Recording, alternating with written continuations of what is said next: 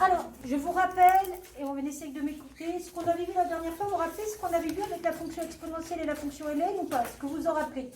Qu'est-ce qu'on avait vu? On avait fait un graphique comme ça.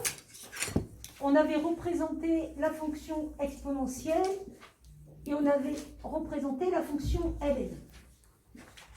Et on avait remarqué quoi graphiquement? Oui. La fonction exponentielle et la fonction ln, elles sont symétriques par rapport à... Voilà, les courbes étaient symétriques par rapport à ce qu'on appelle la droite d'équation y égale x.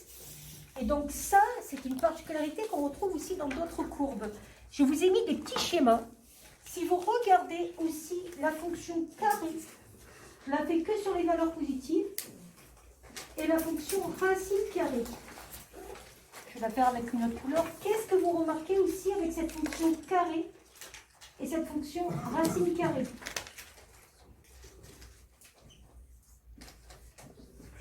Qu'est-ce qu'on remarque aussi? Oui? On remarque que la fonction x carré avait Alors, il y a des histoires aussi de limites, mais par rapport à ce que je dis tout à l'heure, là, oui? Pardon? Elles sont symétriques. Il y a aussi des courbes qui sont symétriques par rapport à cette droite. Et ça existe avec plein de fonctions. Je vous ai fait encore une dernière fonction, qui était la fonction cube. Donc là, je vais essayer de mieux la refaire. Donc vous avez une fonction racine cubique qui est comme ça. Et vous avez la fonction cube qui est comme ça. Et vous avez toujours cette symétrie par rapport à la première, ce qu'on appelle entre guillemets la première bisectrice, c'est-à-dire la droite d'équation y égale x. Alors, quelle est la particularité de cette droite y égale x? Les points qui sont sur cette droite, quelle est leur particularité sur la droite y égale x? Il y a la réponse à la question. Oui. Voilà, les points qui sont sur cette droite ont la particularité d'avoir une abscisse qui est égale à l'ordonnée. Et ça va nous permettre, quand on fait des symétries, de permuter quoi? J'en avais un petit peu parlé. Quand vous permutez par rapport à cette droite, le x va devenir le... Il n'y a pas beaucoup de choix dans les coordonnées. Le x va devenir le y et le y va devenir le x. Donc ça, ces trois types d'exemples vont vous donner ce qu'on appelle les fonctions réciproques. Donc les fonctions réciproques, elles ont une particularité, c'est que quand on les fait agir les unes l'une après l'autre, leurs effets s'annulent. Alors regardez ce qui se passe. Si je prends la fonction que vous connaissez plus, la fonction carré, si vous prenez la racine de x et que vous la mettez au carré, ça donne quoi? Ça donne x. Si vous prenez x au carré et que vous prenez sa racine carrée, ça donne quoi? Ça donne x, avec la condition, bien sûr, positive. Vous avez vu ici que j'ai pris que des valeurs positives. Donc, quand je vous dis ces fonctions, quand vous les faites agir l'une après l'autre, les effets s'annulent, est-ce que vous comprenez ce que je vous dis là? Je prends la fonction racine carrée de x, puis je la mets au carré. Les deux effets s'annulent, il reste x. Je prends la fonction x au carré, puis je prends la racine carrée. Les deux fonctions sont faites l'une après l'autre, leurs effets s'annulent. Donc c'est exactement ça qu'on va appeler la notion de fonction réciproque. Donc vous avez la synthèse qui est écrite sur votre polycode, mais je vais vous la redire pour qu'on ait un modèle. Donc j'ai pris une fonction f qui était définie sur un intervalle. Ça c'est toujours important d'avoir l'intervalle de définition. Mais en plus d'être définie, elle va être continue et strictement monotone. Ça vous fait penser à quoi, cette histoire de continu et strictement monotone? Ça doit vous faire penser à quelque chose. Est-ce que tout le monde se rappelle ce que ça veut dire monotone? Strictement monotone? Oui. On cherche à savoir si c'est croissant ou décroissant. Alors, monotone, ça veut dire croissant ou décroissant. C'est vrai qu'on n'utilise pas forcément toujours ce vocabulaire, on dit plutôt strictement croissant ou strictement décroissant. Donc, monotone, je vous rappelle, ça veut dire croissant ou décroissant. Et ça ne vous fait pas penser à un théorème, ça, quand on vous dit soit f est une fonction définie, continue et strictement croissante. Oui. Celui des valeurs intermédiaires. Ça fait penser au théorème des valeurs intermédiaires. Et que nous dit ce théorème des valeurs intermédiaires? En gros, il nous dit que quand on a un intervalle de départ et un intervalle image, on peut trouver pour tout intervalle, tout point de l'intervalle image, un antécédent unique. Et pareil, pour un point X de l'intervalle de définition, une image unique. Donc c'est comme s'il y avait une sorte d'unicité entre les X et les Y qui se correspondent. Donc déjà, vous vous dites, tiens, ça doit correspondre au théorème des valeurs intermédiaires.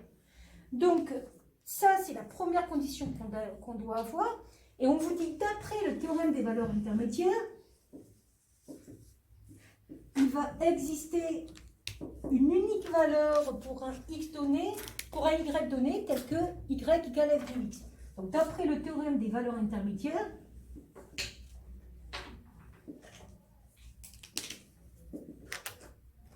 pour un Y donné qui appartient à l'intervalle image, vous vous rappelez la notion d'intervalle image quand on faisait le théorème des valeurs intermédiaires? Ça, c'est ce qu'on appelle l'intervalle image.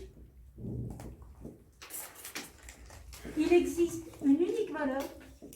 Vous savez comment on résume la phrase avec un petit symbole? Il existe une unique valeur ou pas? Il y en a qui connaissent?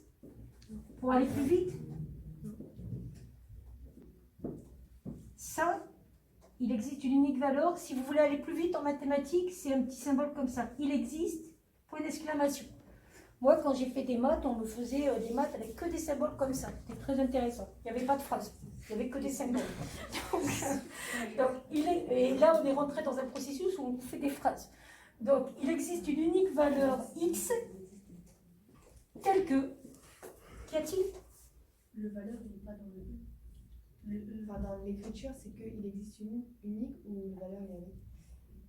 Non, il existe une unique et valeur, c'est un autre mot. Ça, c'est vraiment, il existe une unique. Et ça peut être des fois une fonction, une valeur, et souvent on écrit X d'ailleurs. Il existe un unique X. Le X va remplacer la valeur.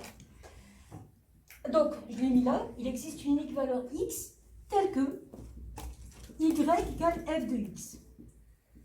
Concrètement, ce théorème des valeurs intermédiaires, il me dit quoi? Regardez avec les fonctions qu'on a vues ici, on va prendre la première. Vous connaissez la fonction exponentielle depuis la première.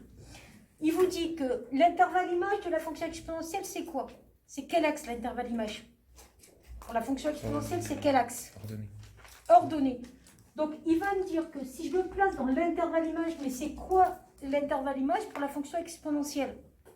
Où sont les images de la fonction exponentielle? En gros, je suis en train de vous demander, oui.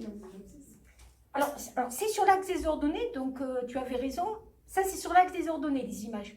Je suis ici, mais est-ce que c'est sur tout l'axe des ordonnées? 0 à plus infini. Oui, est-ce que vous vous rendez compte que l'intervalle image pour la fonction exponentielle, c'est 0 plus l'infini? Tout le monde est d'accord ou pas? On est d'accord, l'intervalle image? Est-ce qu'il y a des images de la fonction exponentielle ici? Non. Donc concrètement, ce théorème, il vous dit quoi?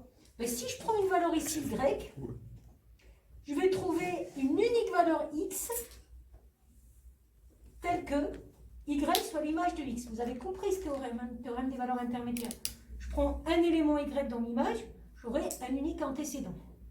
Bon, donc ça, c'est le théorème des valeurs intermédiaires. On va définir ainsi une nouvelle fonction qu'on va appeler fonction réciproque et qui va faire le contraire. C'est-à-dire, au lieu de partir de X qui va arriver à Y, elle va faire quoi cette fonction? Elle va partir du Y qu'on avait et elle va lui associer un X. Donc, on définit ainsi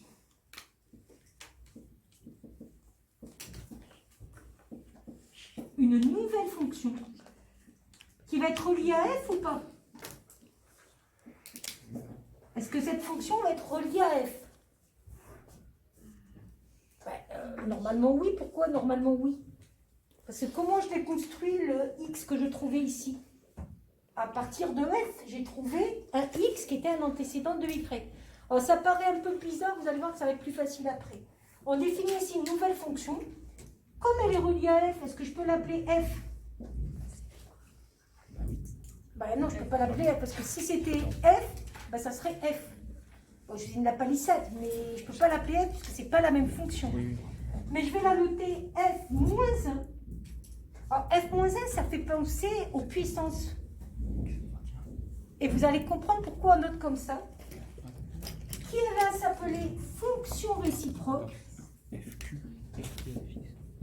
telle que fonction réciproque de F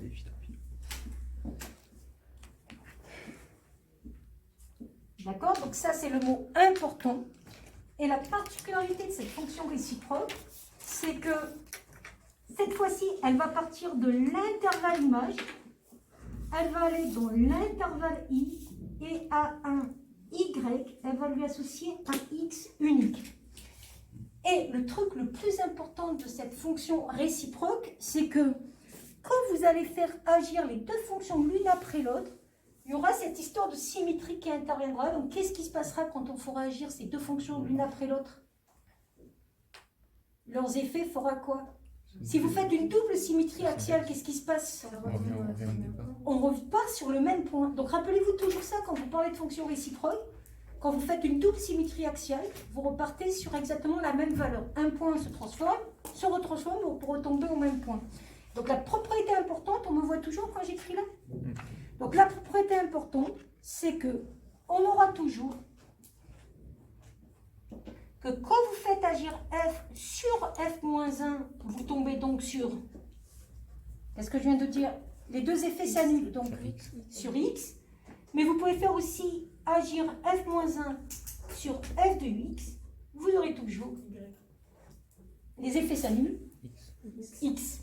Donc, vous pouvez faire agir les deux fonctions l'une après l'autre, mais dans un sens ou dans un autre. Pourquoi? Parce qu'une symétrie axiale, elle marche dans un sens et dans un autre.